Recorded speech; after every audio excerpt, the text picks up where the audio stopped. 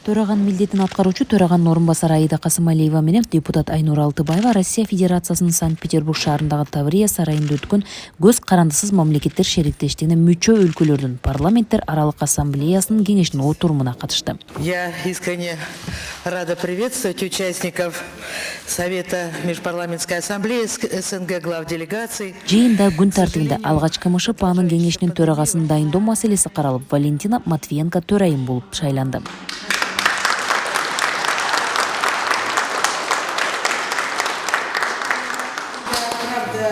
Искренне благодарю за оказанное в очередной раз мне доверие.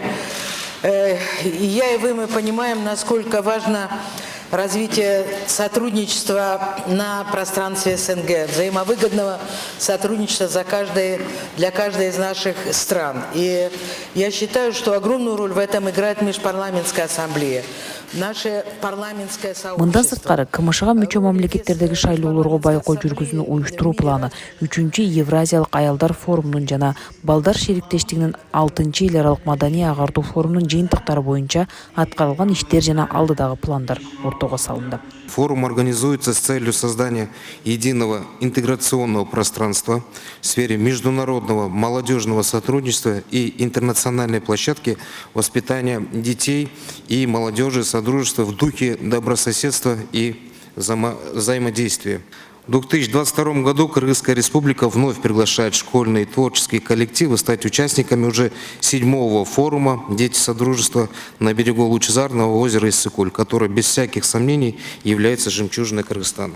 Ошондой эле отурумдун жүрүшүнө жогорку кеңештин депутаттарын шайлоого байкоо жүргүзүүгө карата даярдык боюнча баяндама жасалып, парламент жетекчилерине жогорку кеңештин төрагасынын милдетин аткаруучу төраганын орунбасары Аида Касымалиева маалымат берди. КМШ өлкөлөрүнүн парламент аралык ассамблеясы жана кеңеши дайым өтүп турат. Буга катышуу өтө маанилүү. Себеби дегенде бардык модулдук мыйзамдар, бардык парламенттеги жаңылыктар, КМШ чөлкөмүндөгү жана алардын парламенттеринин башчылары ушул жака келип, анан кийин маанилүү маселелерди талкуулайбыз да, бул абдан жакшы аянтча. Анан мен катышкандан кийин негизги суроо бизде эми өлкөбүздө чоң жараян күтүлгөнү жатат. 28 ноябрь бул жолу өзгөчө деп айтып бердим. Себеби дегенде президенттин указы дагы чыкты. Андан сырткары административдик ресурс, сатып алуулар боюнча болуп көрбөгөндөй мындай чаралар болуп атат. Даярдыктар жакшы. Эпидемия жагынан алганда дагы ошол кырдаалды дагы көзөмөлгө алып, өлкөнүн кабинет министринин башчысы дагы ошол тиешелүү тапшырмаларды, укук коргоо органдары баары даярдыкта. Мына ошол боюнча көбүрөөк маселеге токтолдук. Андан кийин ушул МПА КМШ өлкөлөрүнүн парламенттик ассамблеясына негизи 75 байкоочу катталды, аккредитациядан өттү. Алардын көпчүлүк бөлүгү Кыргызстанда байкоо жүргүзүшөт. Бул Кыргызстан үчүн өтө маанилүү.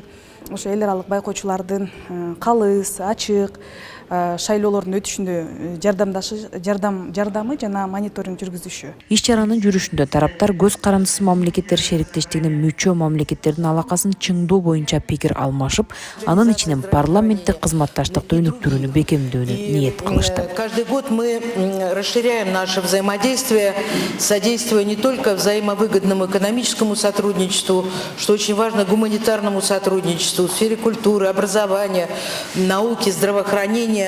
Реализуем целый ряд новых проектов. Ошондой эле отурумдун алкагында бир катар модельдик мыйзамдар жана токтомдор каралды. КМШ ПАНын 53-чү пленардык жыйынынын катышуучулары төмөнкү модельдик мыйзамдарды карашты. Пандемия учурунда эмгек миграциясын мыйзамдык жактан колдоо чаралары жөнүндө КМШ өлкөлөрүндө ВИЧ инфекциясын алдын алуу, орган донору, санариптик өнүктүрүү жаатында КМШга мүчө мамлекеттердин кызматташтыгы боюнча сунуштар жөнүндө кенен ар тараптуу пикир алмашуу болду. А жерде баягы санарипташтыруу экономикада көбүрөөк багытта алынган и экология. Азыр ушул эки багыт аябай маанилүү. Ушул экология маселесинде да, экономикада цифра деп коет элекпи? Санарипташтыруу ыкмаларын колдонуу. Анан кийин азыр биз эми бул МПА СНГде биз өзүбүзчө дүйнө жүзүндө мындай өнүгүү жолунда баратабыз, бирок биз кошуну мамлекеттер менен да алардын тажрыйбасы, алар бизден, ар бир мамлекеттин өзүнүн өзгөчөлүгү бар. Ошон үчүн бул модельный кодекс деп коет. Бул сунуштар. Ошону бизге өзүбүз, ар бир мамлекет өзүбүзгө ылайыктуу нерселерди алганга көп мындай сунуштар бар экен. Эл аралык эксперттер аларды мындай тартканга, иштеткенде көп акча керек болот да.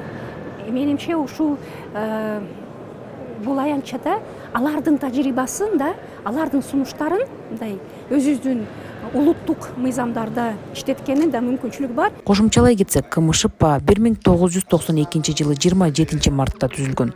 9 мамлекеттин парламенттери мүчөлүк кылган ассамблеянын башкы кеңсеси Санкт-Петербург шаарындагы Таврия сарайында жайгашкан.